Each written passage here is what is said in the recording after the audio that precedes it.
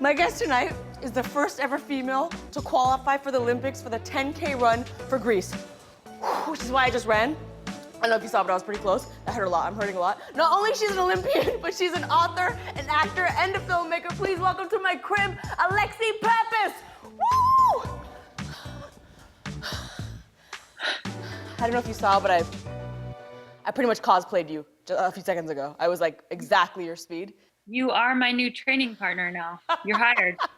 I'm so excited you're here. Thank you so much for being on the show. I'm privileged and honored to have this conversation with you. How are you feeling today? I'm feeling great. I'm so happy to be welcomed into this home that I'm in right now. I'm so happy to be here. Thank you. You know, you've accomplished so many incredible things in your life, and we're gonna get to all of them. But I want to ask a little bit of a silly question, the question I'd probably be otherwise embarrassed to ask an Olympian, but I need to ask. How does one discover they are good at running? You know, I feel like running is one of those sports that we discover by necessity, and that was certainly the case for me. So I was in elementary school, and my best friend Amanda had very curly hair, like curly hair that could be made fun of, and she was. I chased the boy down that made fun of her hair and stabbed him with a pencil. I guess that's when I found that I was faster than the boys, and if I was faster than him, then maybe I was decent, you know? I love this special touch of the stabbing with a pencil. I was not anticipating that. I'm ready to chase and defend. Fast forward, you qualify for the Olympics. You're dual citizenship though, but you decided to represent Greece. Why did you decide to represent Greece?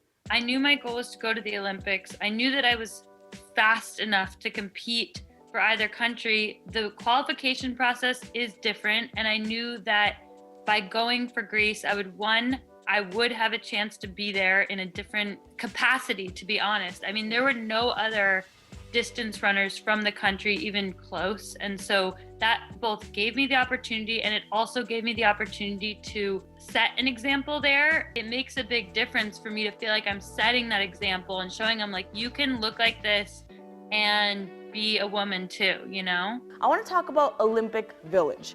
What is that like? The Village is like the world's most exclusive camp that feels so private to the outside world, but when you're in it, it's completely open and public. And so for the athletes themselves, it feels like you're like in a summer camp together. And my favorite part was the people watching, because everywhere you went, there were other athletes. And, you know, you would go to the dining hall, which was open 24 hours a day, and you'd see athletes celebrating, or maybe they were nervous, or maybe they were sad. And then you'd go to the game room and you'd see there were these condom dispensers actually everywhere, and you would see there was like a condom fairy who refilled them. So I also really liked the details of the Village. I need to ask about the condom dispensers here. I simply must ask about this. Are the athletes hooking up at the Olympics? Yes.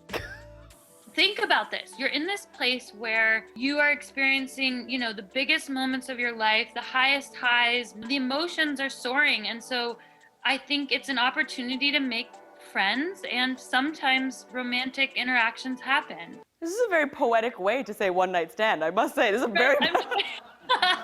You wrote a book. Congratulations, I want to get this name right. Bravey, Chasing Dreams, Befriending Pain and Other Big Ideas. Congratulations. Writing a book is a whole thing. It's like another kind of Olympic dream. It really is.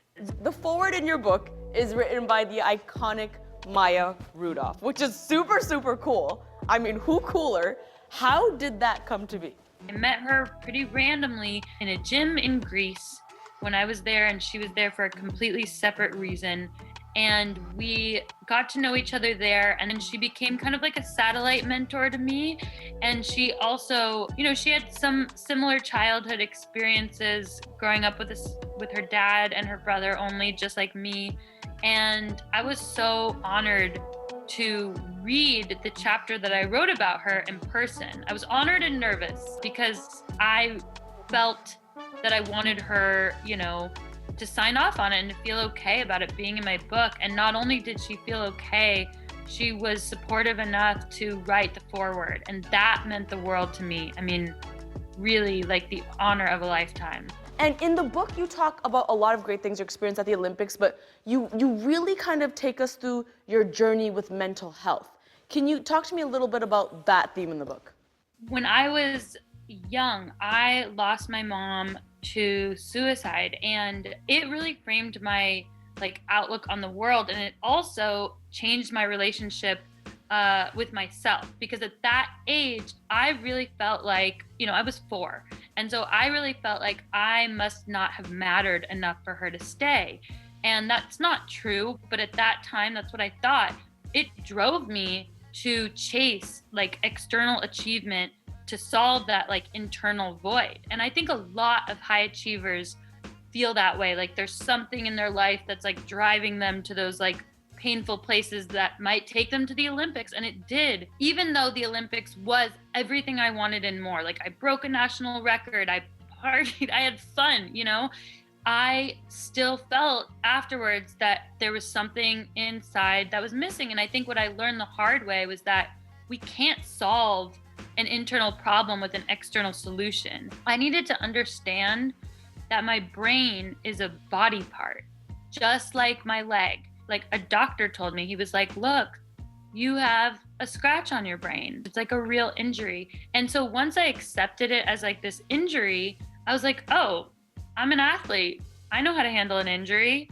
I'm gonna get some help. I'm gonna not feel embarrassed about it because these things happen. And I suddenly became less offended by the sadness and more kind to myself, right? Because I was like, I can heal. It's just not gonna happen overnight, right?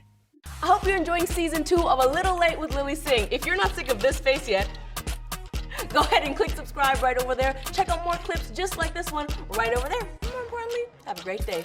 Bye!